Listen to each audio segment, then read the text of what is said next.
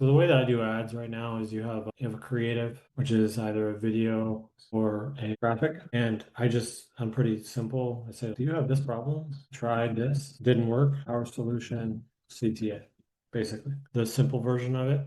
And then the copy shows, I like to use actual industry vernacular language and call out the people you don't want so that you don't get bad, like annoying clients, like a us versus them, and then a CTA. And then what I usually do is I do a lead format, but that's just because I'm really good at backend stuff. But you can get a lead form. You should be able to get a lead for $2 to $20. And then you put them into your CRM. And then you put them into an email, SMS AI, and also email. I usually do a 14-day sequence with email. But you can also use lead nurture. Lead nurture is getting good enough that you can start to just put them into lead nurture. I haven't done it quite yet. I like to do it as not the first 14 days, but I do it afterwards. But either way, you're essentially pushing them to your landing page. And then your landing page has whatever your CTA is. So your CTA could be to download the app, it could be schedule a call, it could be buy something, you could get the free trial, log in, but whatever the CTA is, that's what your landing page is. This is how BookDaddy has 30,000 people on its email list. So you have 30,000 people on an email list, and anytime you want to launch something, you can send them back, or you can create a new landing page with a new product. For example, with BookDaddy, we have a done for you service where we've had over 20 number one Amazon bestsellers. So our private clients, we have a 100% hit rate with them becoming number one bestsellers. We just have a process that we walk them through and help them write their book and then do the book cover and launch it and all that kind of stuff. And so when we didn't have this product for the first 5 months of the company, and then we launched a done for you on the back end. And I think in the first month, we sold like 10 or 20 of them. Why? Because we had this big email list and we didn't have to spend any money on advertising. So this is why I like to do it this way. You can obviously skip steps and just go straight from the ad to the landing page. But this, in my experience, only works if you have a like really hot product in like a trendy market and you're really good at copywriting and you have a very low price point. But for everyone else, I like this model. So basically, lead format, let me make it a little bit cleaner. And I know this copywriting thing that's not detailed, but basically, this is how you want to do ads. Do you have this problem? Have you tried these bad solutions? Our solution is better because unique value proposition, fill out the form, click the link, download the thing, whatever that may be. And that's in the video. And then the written copy, I like to show authority by having like very specific industry vernacular that only people in the industry would understand. And then be like, this is not for this type of person because if you have the bad type of people, it's gonna be annoying. And then have a call to action. And then the form, I usually only collect first name, last name, email, phone. And I separate first name and last name because in your email sequences, you'll have like first name as a token. I saw that you blah, blah, blah, like me, Jonathan. Like you want to personalize them. And if you don't do first name and last name, you just do name, it's gonna look not personalized because no one writes you like, Dear Eric Shepard. It sounds weird and it breaks the fourth wall. So I always do first name so that you can tokenize it. Joanna, I have a white label of deal. I have 3 levels of packages for subscriptions. I had it all in the super base with all 3 products, but now when I want to really use it, it's gone. So what we're trying to do, just so you guys see, is eventually you can build with Famous and then underneath it have Famous database and then Lead Falcon as the CRM. So everything will be all into one thing. But it's going to take us a while to build that, but that's the goal, is to be able to build everything under one roof. I know, Eric, this seems like it's simple, but that's literally how I run ads for everything, whether it's like high ticket or low ticket. Because I just email list you, if you notice what's happening with social media is interesting because the algorithms on social media, have you noticed if you go to your YouTube and you look at like the people that you follow, you really don't see them very often. If you go on Instagram right now and if you go to your search, go into Instagram or Facebook and click search and type in, I like tennis right now. So I've been watching the Toronto Open and you start watching like Toronto tennis stuff. Your algorithm is just going to show you tons of that. It's not going to show you this person that you subscribed to their channel 2 years ago. It's going to show you their stuff first. It's not. It knows whatever you're caring about and thinking about, and it's going to give you momentum based on whatever you want, which makes sense. It's not like you said, oh, I like this channel, you subscribed to it 2 years ago. It's like, yeah, but how many things do you like maybe start a hobby and I like Magic the Gathering, that nerdy card game. I don't know if you guys know what that is. I go through phases where I like won't play it for 6 months. And then I'll go through phases where I will play it. I'll play it with my wife or whatever.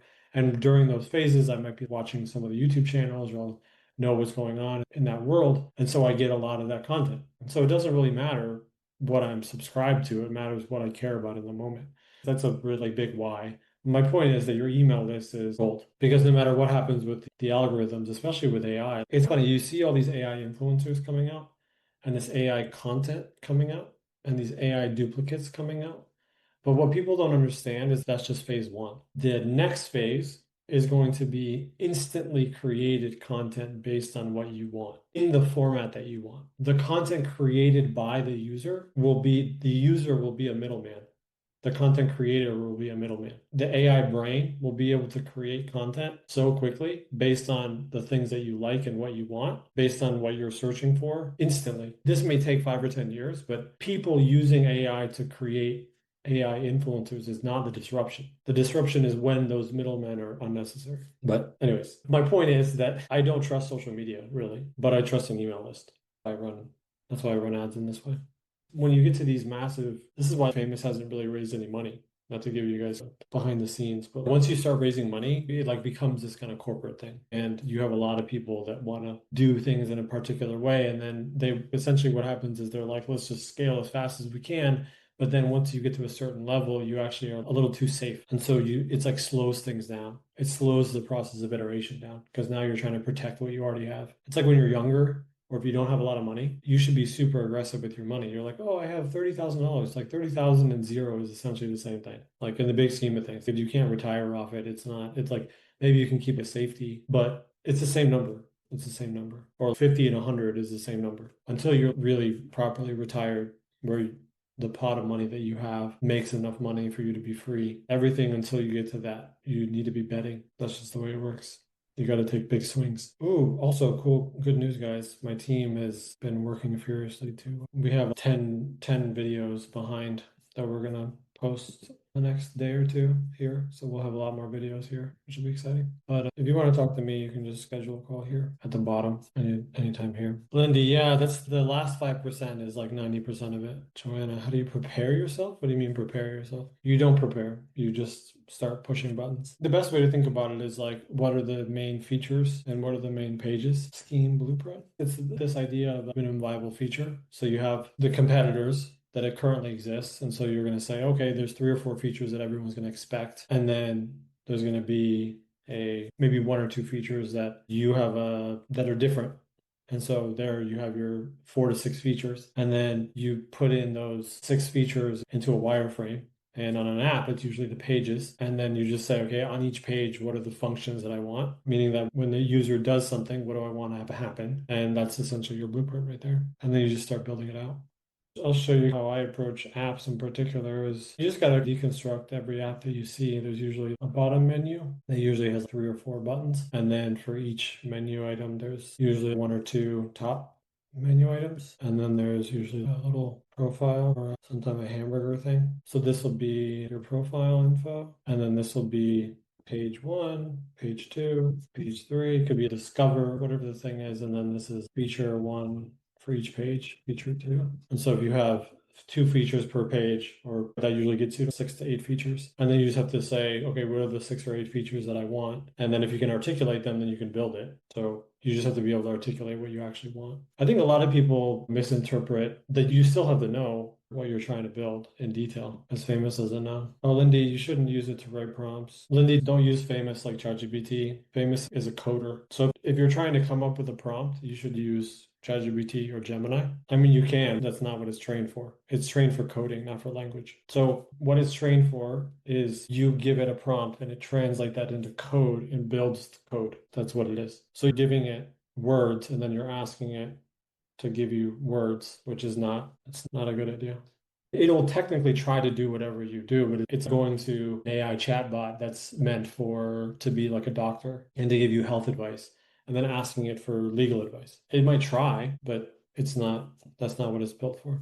A lot of the time with the prompts is that I see this all the time is that you're not naming things correctly. So one little trick that I do is I'll ask it to name things.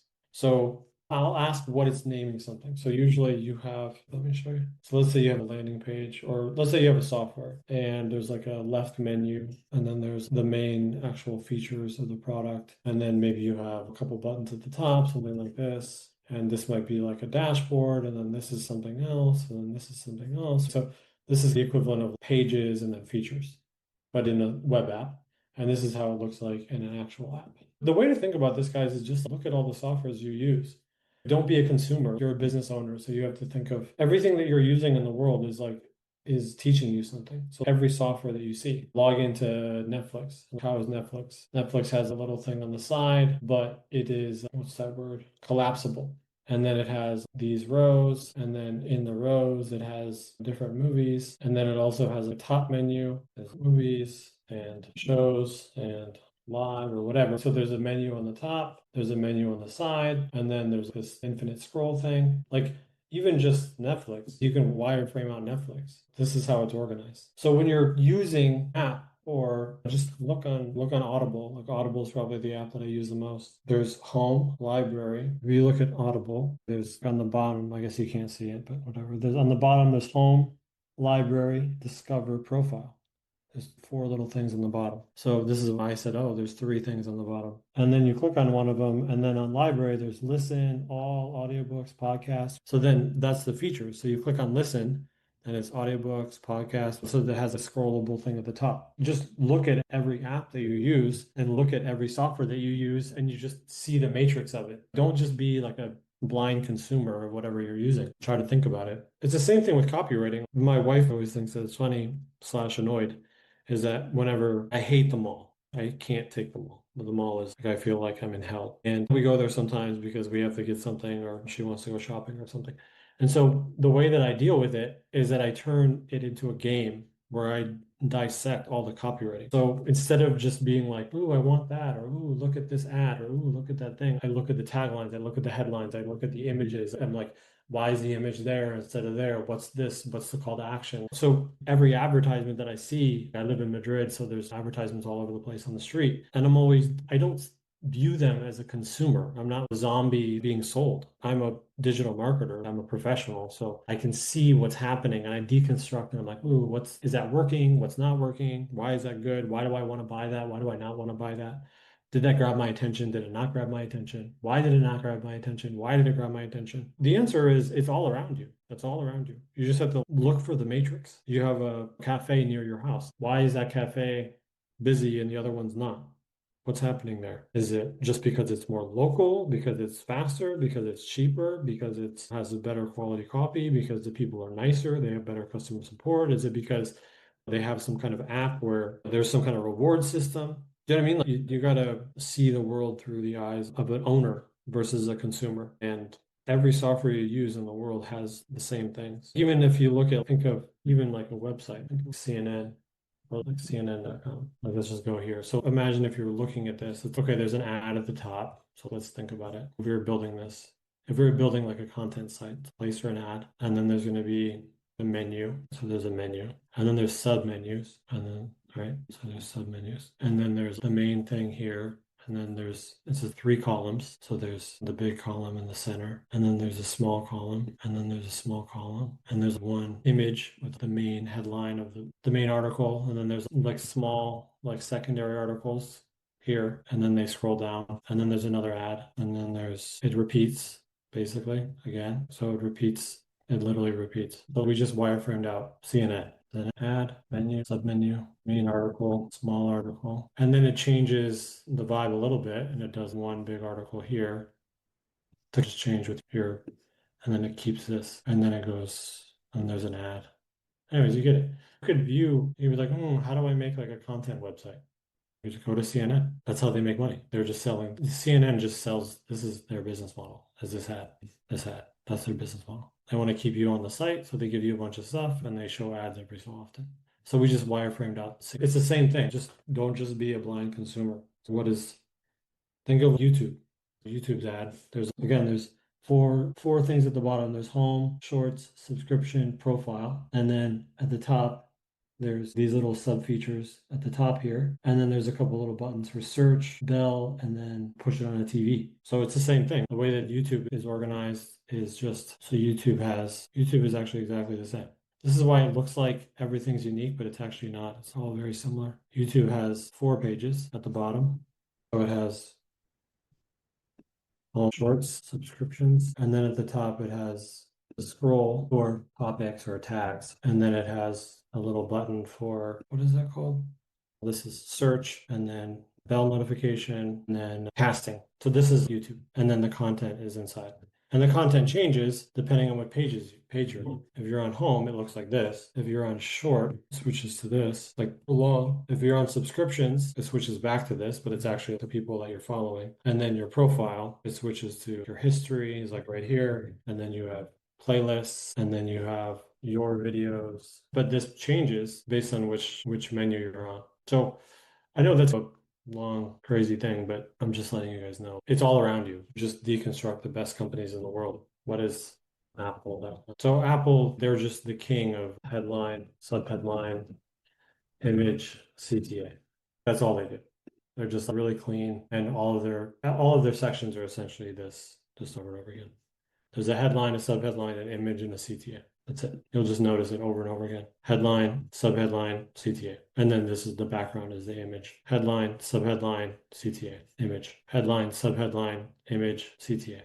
Headline, subheadline, image, CTA. Headlines, image, CTA. It's shockingly predictable. Even this headline, subheadline, CTA. Headline, subheadline, CTA. Image, line, subheadline, CTA. It's everywhere. It's all around you. It's all around you. Famous is just one tool. Famous codes from scratch, so it'll build anything. What I always do is I'll give ChatGPT a wireframe that I'm looking for, and then I'll give the basic unique value proposition and the main features of what I want, and then I ask it to create a prompt for Famous to be able to build that. And then if you want to change just one individual section, you have to name the sections. That's the main thing. This is where you have to be the CEO. You have to think, what is the gamification? What are the rules? What are the, like, that's for you to decide. Famous isn't going to do the thinking for you. It'll do the building for you. Cheers, guys.